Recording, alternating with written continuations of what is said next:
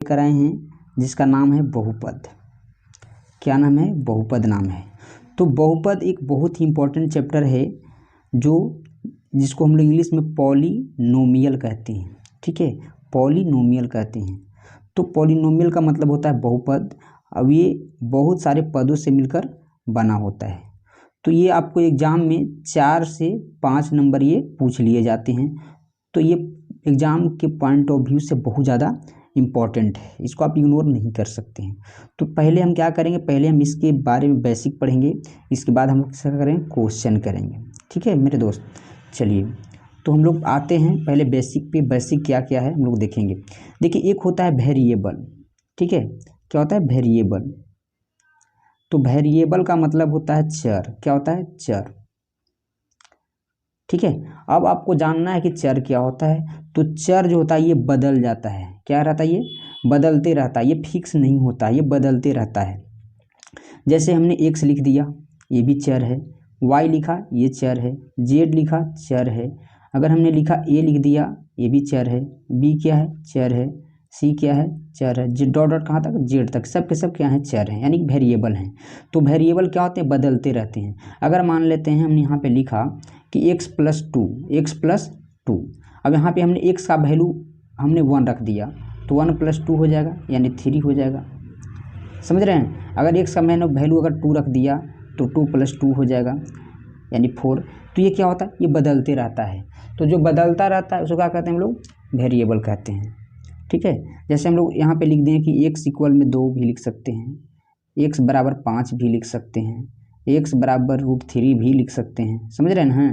तो ये क्या होता है? बदलता है। तो याद रखिएगा कि जो बदल जाए उसको वेरिएबल कहते हैं, यानी कि चर कहते हैं। ठीक है, यानी बोल सकते हैं कि ये जो होता है बेवफा इसको कह सकते हैं। समझ रहे ना? कि जो बदल जाए उसको बेवफा कहते हैं, धोखेबाज कहते हैं। ये बदलते रहता है, बदलते रहता है। लेकिन ये कोई इंसान नहीं है कि जो आपको धोखा देगा। ठीक है, इसको पढ़ना बहुत ज़रूरी है। जब पढ़िएगा तो आपको कोई धोखा देने वाला नहीं है। चलिए, इससे एक जुड़वा भाई है, उसके बारे में पढ़ते हैं।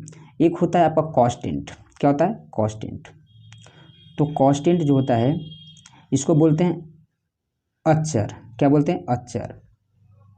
ठीक है, देखिए इसको शब्द में ही लगल है, अलगल है। क्या लगल है? अ। तो अलगल है, तो अ मतलब न होता है, और चर माने बदलना। यानी कि जो नहीं बदले, जो फिक्स होता है उसको क्या कहते हैं? कांस्टेंट कहते हैं। क्या कहते हैं? कांस्टेंट कहते हैं। माइंड में रहेगा। जो बदल जाए उसको वेरिएबल कहते हैं, यानी चर कहते हैं, और जो न बदलता है उसको अचर कहते हैं। जैसे हमने लिख दिया आपको क्या कि 2 लिख दें, तो ये बदलेगा नहीं। 3 लिख दिए, नहीं बदलेगा। ठीक है, हमने 5 लिख दिया, नहीं बदलेगा। √5 नहीं, 2 मतलब 2, 3 मतलब 3, 5 मतलब 5, √5 मतलब 5, √3 मतलब 3, -11 मतलब -11। समझ रहे हैं? तो ये बदलता नहीं है। तो जो ना बदले उसको अचर कहते हैं, और जो बदल जाए उसको चर कहते हैं। यहाँ तो कोई कन्फ्यूजन है क्या? नहीं ना? चलिए आगे बढ़ते हैं हम लोग, है ना?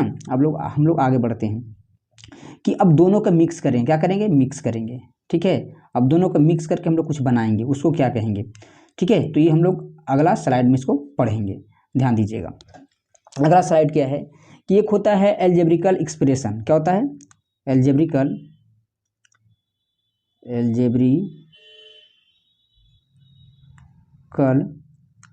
एक्सप्रेशन।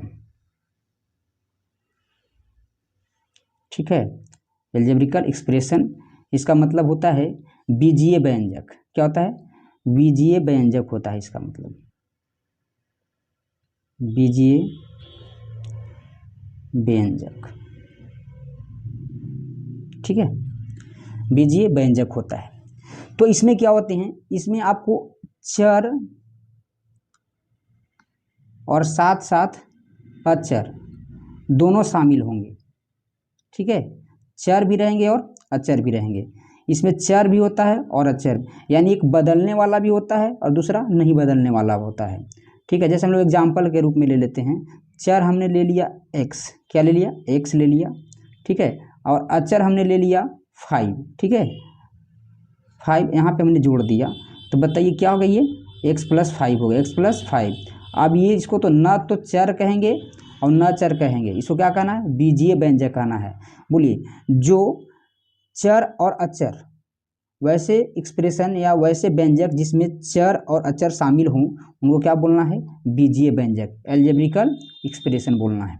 समझ में आ गया, जिसमें बदलने वाला भी हो और ना बदलने वाला भी, क्या बोलते हैं, एल्जेब्रिकल एक्सप्रेशन बोलते हैं, बीजीय व्यंजक कहते हैं। यहाँ तक कोई दिक्कत नहीं होना चाहिए। अब देखिए एक छोटा सा टॉपिक होता है कॉफिशिएंट, क्या होता है कॉफिशिएंट, जिसको गुणांक कहते हैं, ठीक है, इस पर थोड़ा सा पढ़ लेते हैं। कॉफिशिएंट होता है, कॉफिशिएंट होता है, कॉफिशिएंट होता है, इसको थोड़ा सा देख लीजिएगा, ठीक है, कॉफिशिएंट होता है,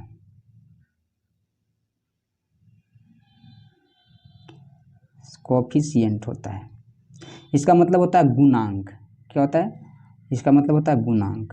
तो गुणांक भी आपसे पूछ लिया जाता है, तो इसके बारे में पढ़ना जरूरी है। गुणांक क्या होता है इसको समझेंगे हम लोग, ठीक है।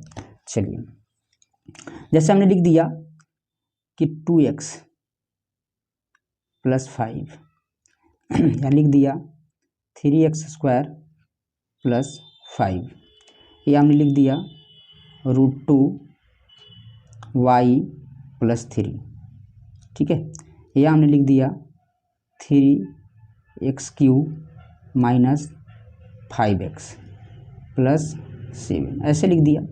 अब यहाँ से हम आपसे पूछने जा रहे हैं कि गुणांक बताइए, तो यहाँ x का गुणांक बताइए, तो x का गुणांक हो जाएगा 2, जो गुना में रहता है, ठीक है।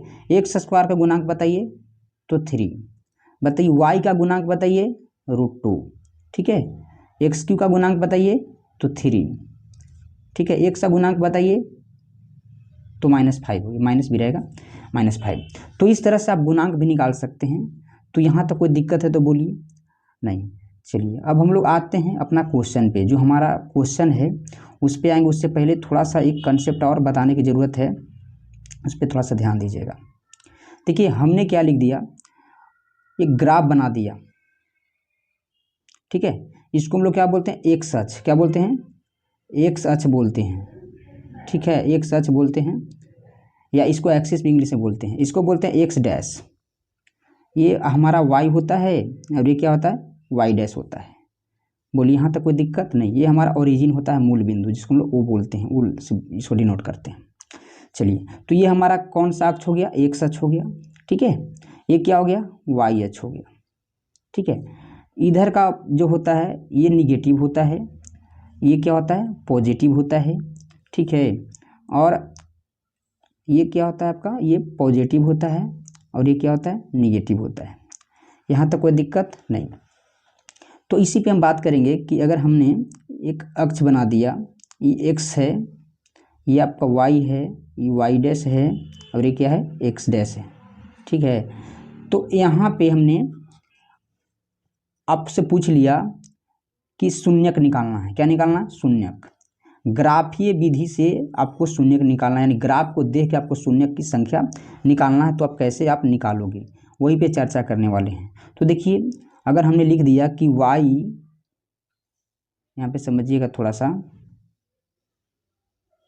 ठीक है, कि y, यहाँ पे लिख दिया हमने y = px, ठीक है। जहाँ पे x जो है वो शून्यंकों का संख्या अब दिखा रहा है, यहाँ पे निकालना है शून्यंकों की संख्या कितनी होगी। तो हम थोड़ा सा इसको समझ सकते हैं डिटेल से।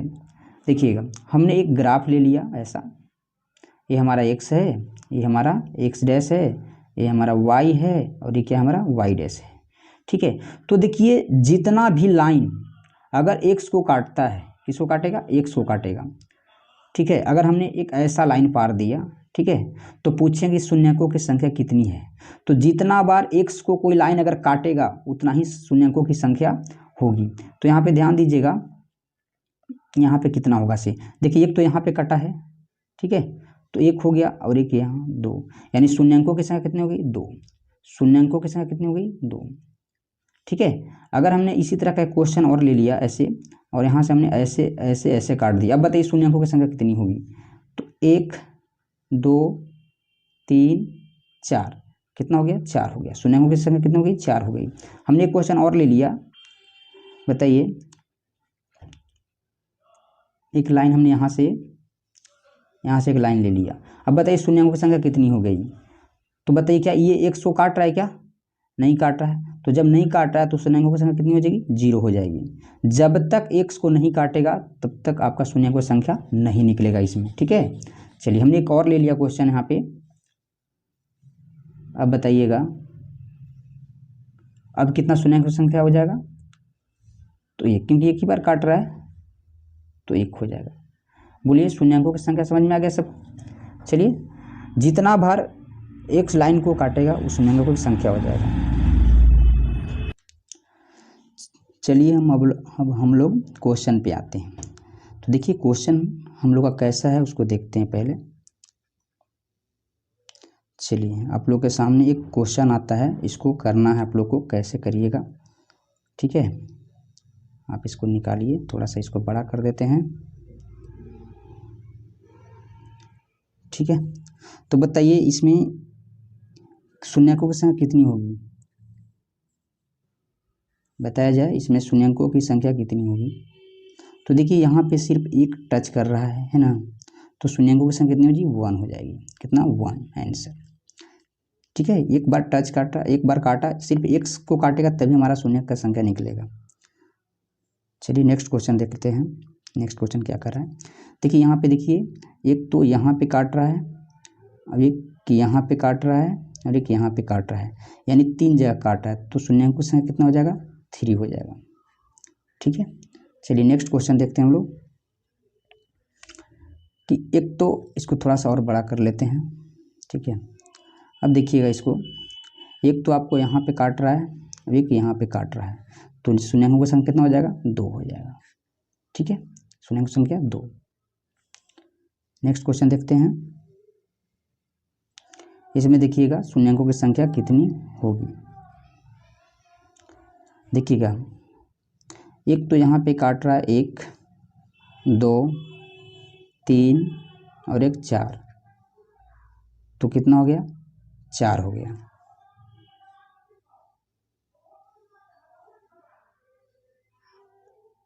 चलिए क्वेश्चन नंबर नेक्स्ट करते हैं। इसमें देखिए कितना काट रहा है, 1, 2, 3, कितना काट रहा है? 3, तो इसमें शून्यांकों की संख्या कितना हो जाएगा? 3। तो इसी तरह से आपको हर टाइप का क्वेश्चन बनाना है। ये क्वेश्चन बनाइएगा, इसको बताइए ये कितना है, इसका बताइए। तो 1, 2, 3, 4, 5, 6, तो इसमें शून्यांकों की संख्या कितना हो जाएगा? 6। तो इस तरह से आप कोई भी क्वेश्चन अगर आपको इस टाइप का दिए गया है आप बिल्कुल बेशक बना सकते हैं कम समय में, ठीक है। चलिए थैंक यू, धन्यवाद। अगर अच्छा लगे तो लाइक एंड सब्सक्राइब जरूर करें।